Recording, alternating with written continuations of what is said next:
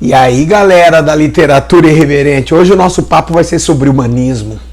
Humanismo, aquela filosofia moral que nos coloca numa escala de importância no centro do mundo, aquela coisa de antropocentrismo, certo? Roda a vinheta, daqui a pouco a gente volta com esse assunto super interessante para iluminar a cabeça de vocês.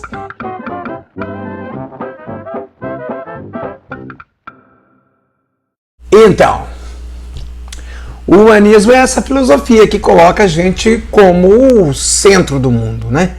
Na verdade, é interessante porque toda vez que nós temos esse pequeno dedo de prosa sobre o humanismo, sempre parece um tanto inevitável compor aquele primeiro parágrafo citando a Idade Média, essas frases do tipo: após a Idade Média, o humanismo surge no século XVI.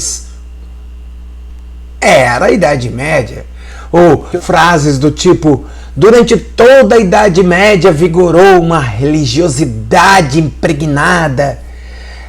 Não estou aqui para dizer se isso foi bom, se foi ruim, se é verdade ou se é uma inverdade, mas o que eu quero dizer é o seguinte: toda vez que eu me meto a fazer estas resenhazinhas literárias com vocês, eu gosto de começar falando algumas coisas diferentes. É óbvio que todo mundo sabe que aquela foi a época da Grande Inquisição e que a literatura foi a grande vítima da Inquisição, que pagou um preço altíssimo por ter sido alvo da igreja com vistas ao controle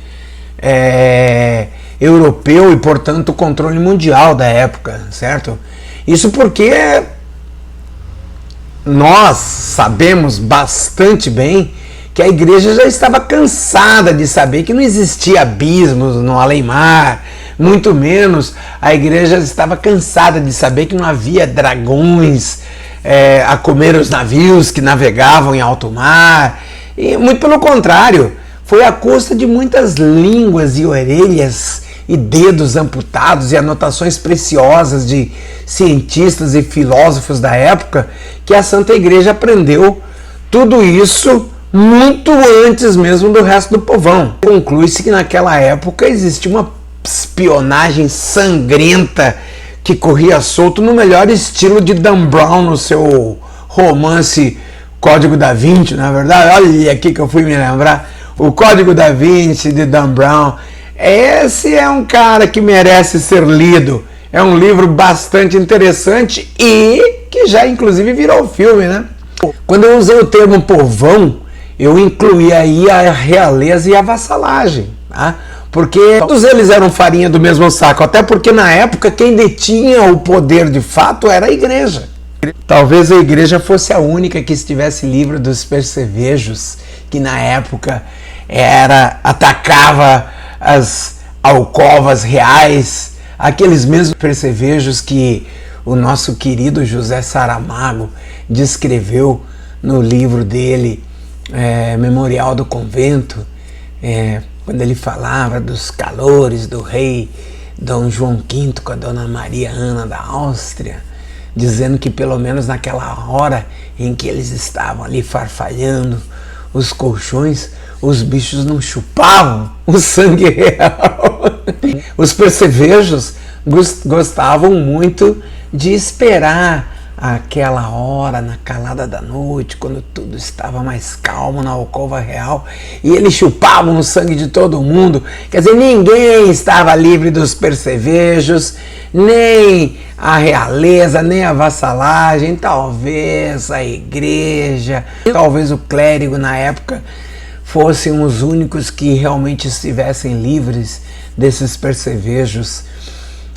Eu estava relendo esses dias o Memorial do Convento do nosso querido José Saramago e me lembrava das aulas de literatura portuguesa com as descrições do hábito de uso de peruca, aquela coisa da sarna que teimava em se espalhar entre a nobreza, aquela falta de banho arraigada à cultura da época. Imaginem vocês o cheiro daquele povo.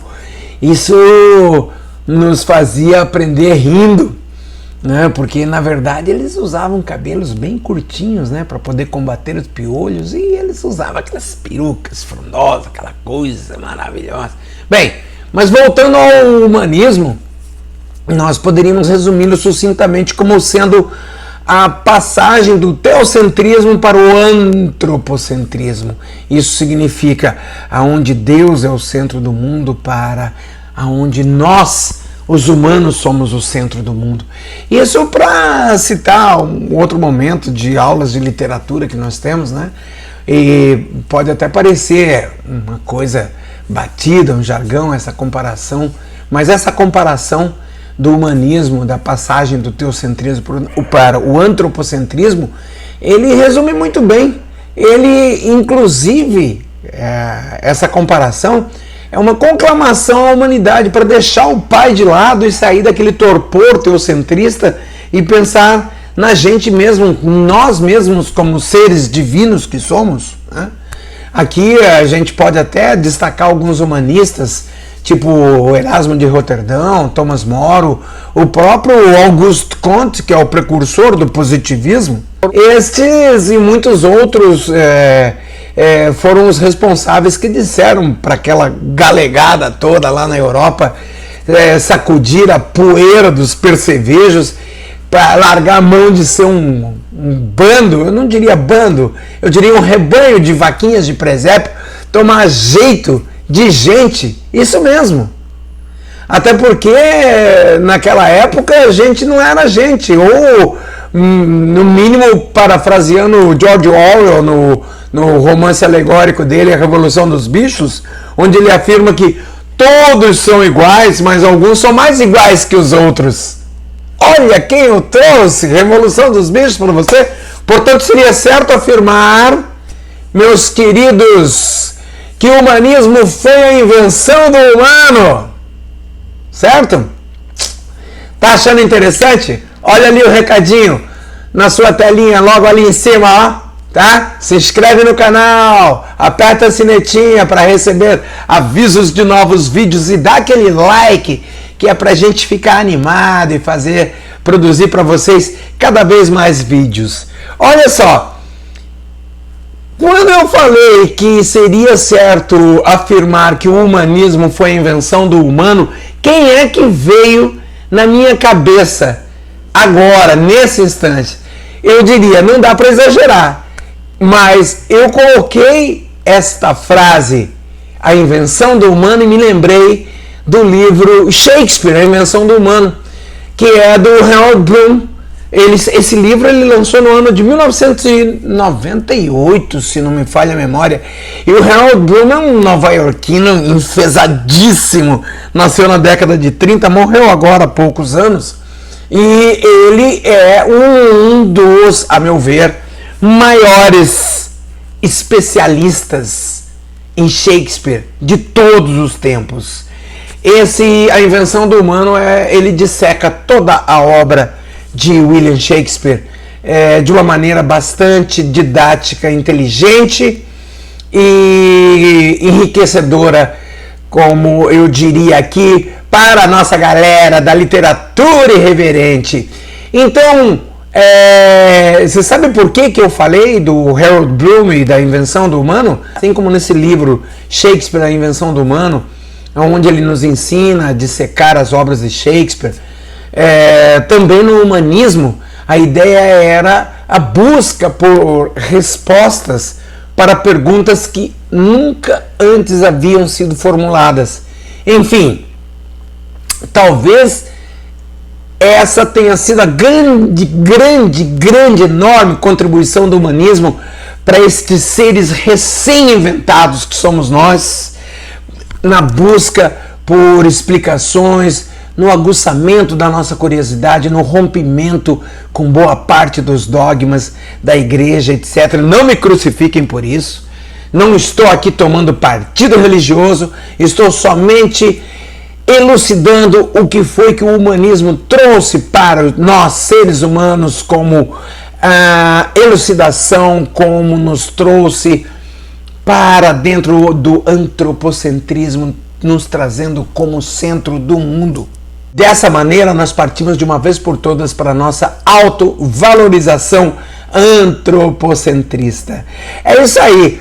Eu acho que essa coisa de humanismo traz uma grande verdade, que nós devemos separar um tanto a religião do que é o ser humano, porque afinal de contas, nós somos seres divinos. Valeu, até o próximo vídeo.